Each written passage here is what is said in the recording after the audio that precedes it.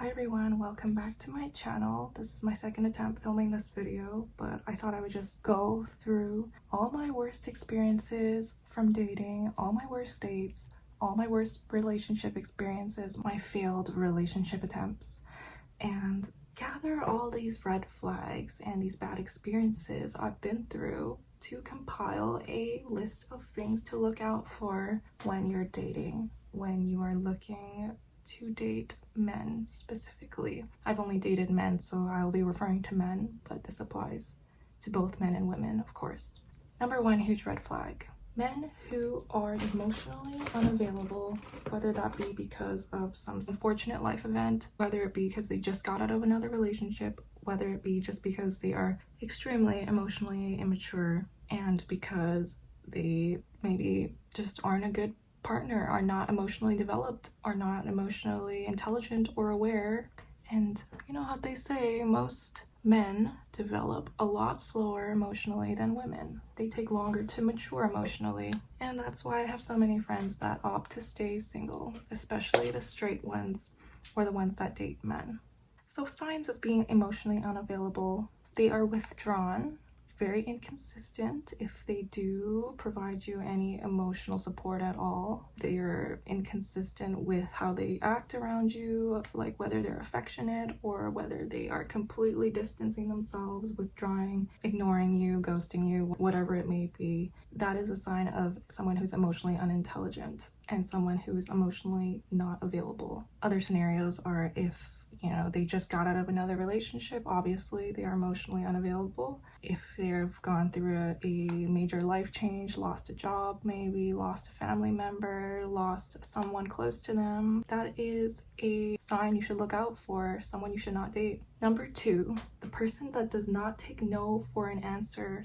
They can't respect your time, your boundaries, whether that be a time, physical, financial, emotional, sexual boundary. They are self-obsessed and entitled to you and your time, and they think that whatever they want they will get from you. And a good way to test whether or not someone respects you and respects your boundaries and can take no for an answer is, in the early stages of dating, push back a little bit, say no, set your boundaries and be firm. Don't say yes to every plan or suggestion they make, especially if it doesn't actually work for your schedule. I know there's so many times where I've dated people that I wanted them to like me, so I would push my plans around just so I could go out with them, make sure everything was very convenient and easy for them. I was way too available, and that made them think I would always be like that, and I wasn't always able to be like that, especially not in a long-term relationship. So just be yourself. Push back a little bit. If they're calling you all the time and you're doing something, don't put that thing down just to talk to them. Say, hey, I can't talk right now, and see how they react. If you say no to them with something like that,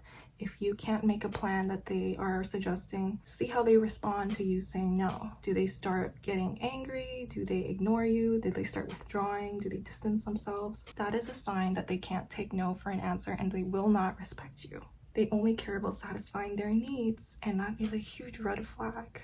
Number three, men who cannot communicate. Men who do not understand their own needs, their own feelings, and they don't communicate how they feel with you. They don't communicate what they are looking for, their intentions. They just go with the flow type of thing. They never addressed any issues. They just slowly disappear, and you never feel reassured, and you always feel anxious because this person doesn't communicate. They could go weeks, months without texting you, and then just show up one day without any explanation. If someone does this to you, just assume they're not interested in you and have some dignity, self-respect, and walk away. If they're not texting you back after weeks, months, whatever it may be, and then they just show up and act like nothing ever happened, or they make some really bad excuse, reasons why they're not texting you, why they're not communicating with you, you should not accept that. That's not okay. And that is just one extreme example. But there's also cases where people just aren't able to express their needs and then end up resenting you in the long term and don't say anything and just keep it quiet and bottle up their feelings. And that used to be me as well. Yes, I had a red flag, and I was not the best partner in a relationship because I was not expressing my needs clearly and then getting upset about them not getting met. But the problem was really I was just with the wrong person, and I was not feeling comfortable communicating my needs. But that's not the point. The point is you should be comfortable with your partner and you should be communicating openly always. If you are dating someone who's not communicating with you and expecting things to progress, just say goodbye. Save yourself the waste of time and heartache. Don't sit around waiting for them to talk to you. Hey, if you're not going to communicate with me, if you're not going to solve issues with me, if you're not going to make an effort with me, this isn't going to work out. 4.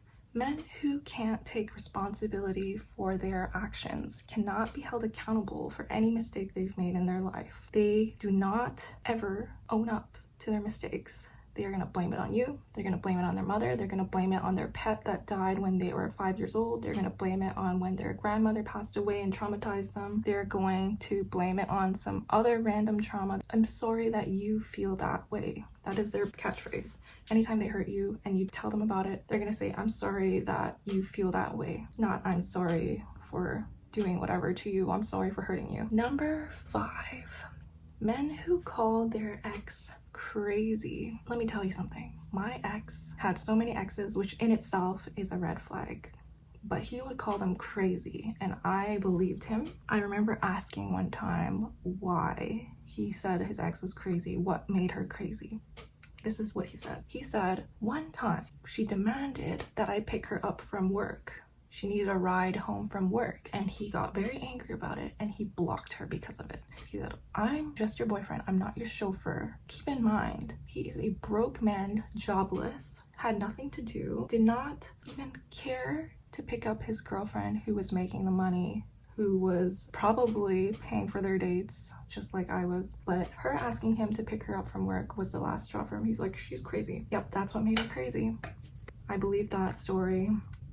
I can only imagine what crazy meant for all the other 10 exes. If a guy is consistently calling his exes crazy and not taking any accountability or owning up to any mistakes that he made during that relationship, yeah, red flag. He is gonna do the same thing to you when you guys break up, just so you know. If you break up, God forbid you stay with him for the rest of your life. Number 6, men who love bomb and future fake.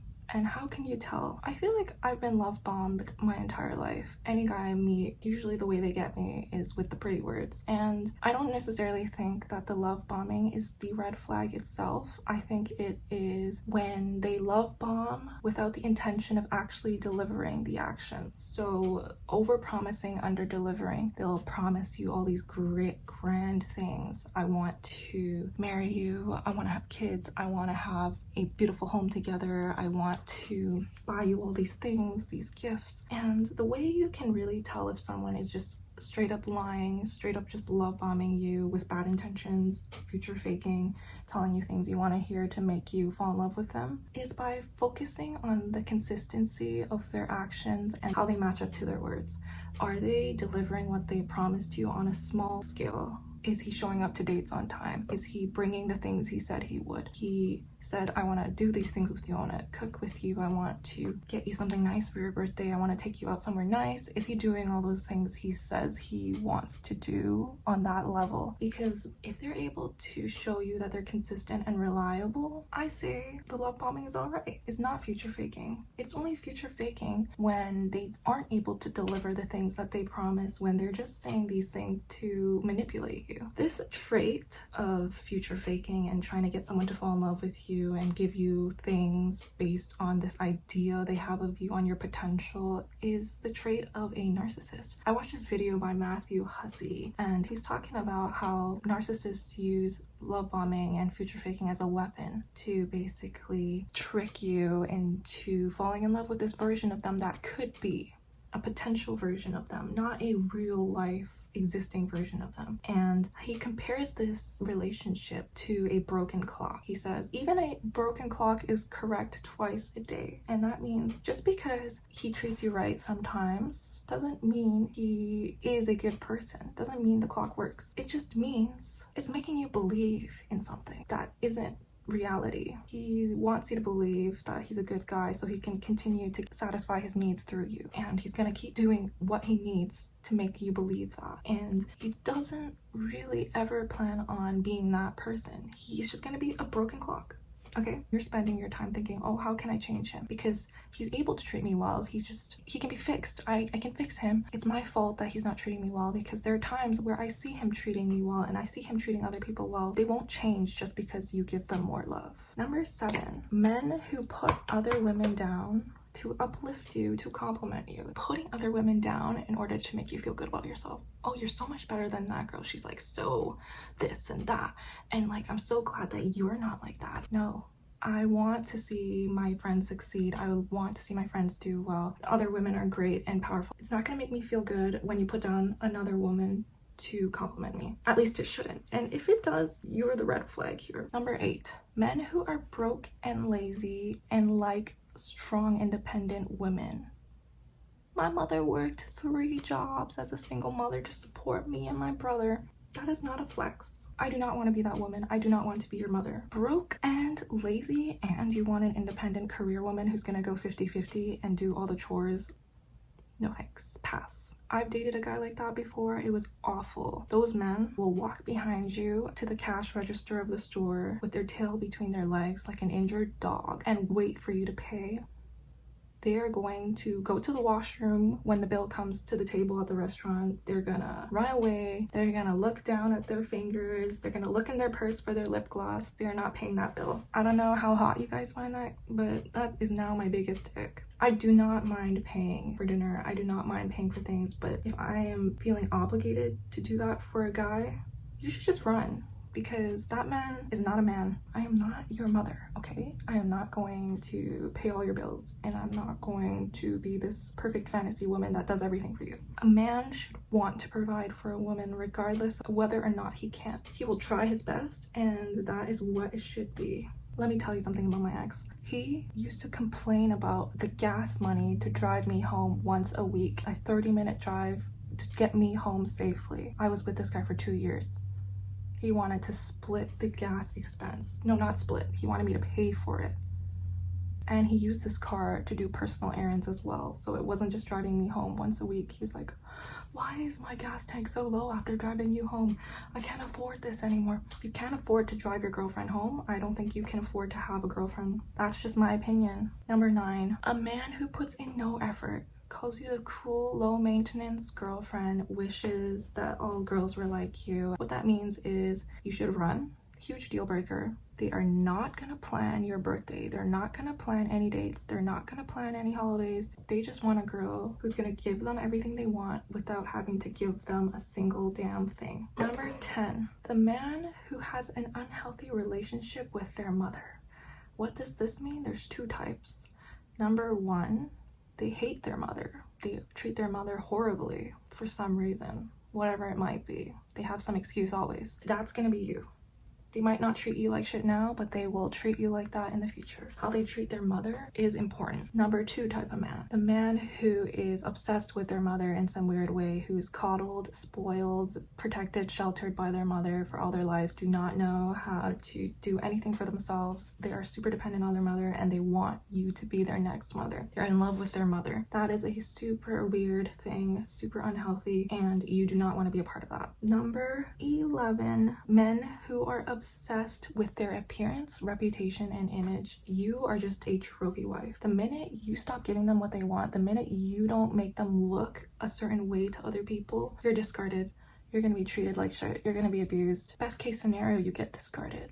Worst case scenario, you get trapped in this relationship where you are treated like shit, where you are only valued when you are performing specific functions for them, making them look good at parties, making them look like they have a really hot wife or a wife that does all these things for them and whatever it may be. Number 12, men who don't listen to you, men who don't think women should speak, basically. He's always talking about himself. When you talk about yourself, he doesn't listen. He doesn't even care. He does not hear it. One ear out the other. He does not want to hear about your life. He does not care. He does not care about getting to know you. Number 13, the man who mansplains everything because he thinks you don't get it if he doesn't. Thank you very much. I got through this whole life, have a career, got a degree, am becoming an engineer, and I never needed you, and I don't need you now. Goodbye. If you want to mansplain everything to me, go find a wall to talk to because I'm not listening. Number 14,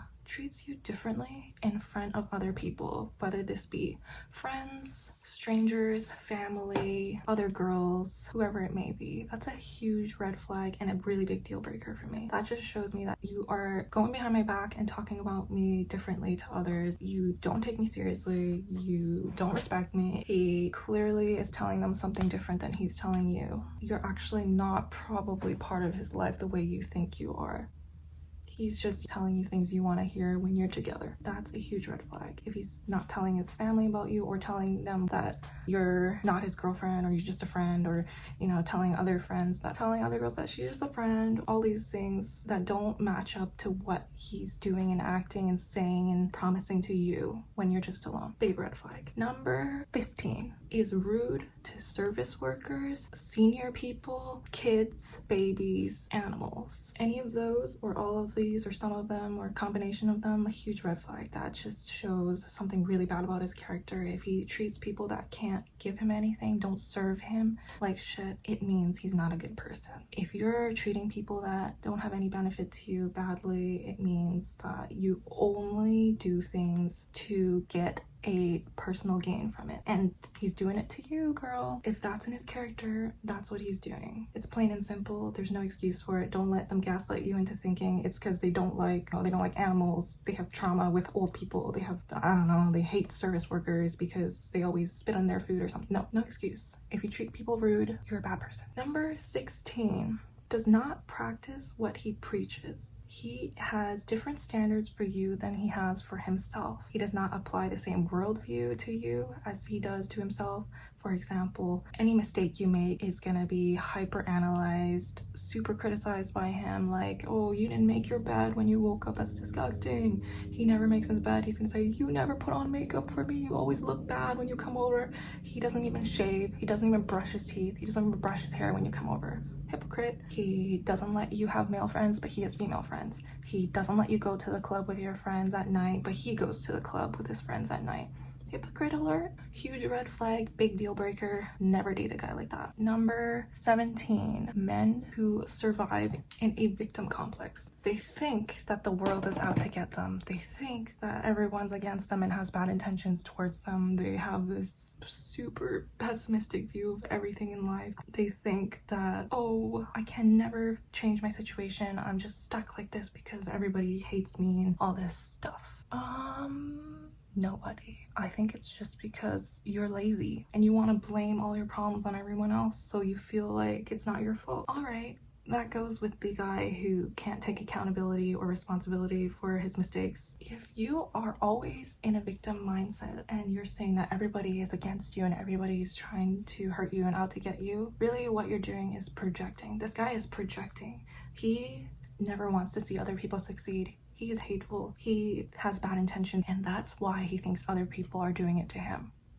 That's my personal opinion when it comes to people with victim complex. If you think a certain way, you're gonna think everyone else thinks that way. That's just not the truth. Number 18, men who look at and sexualize other women, whether that be in front of you, behind your back, just not telling you, you find out in some other way. Number 19, financial recklessness.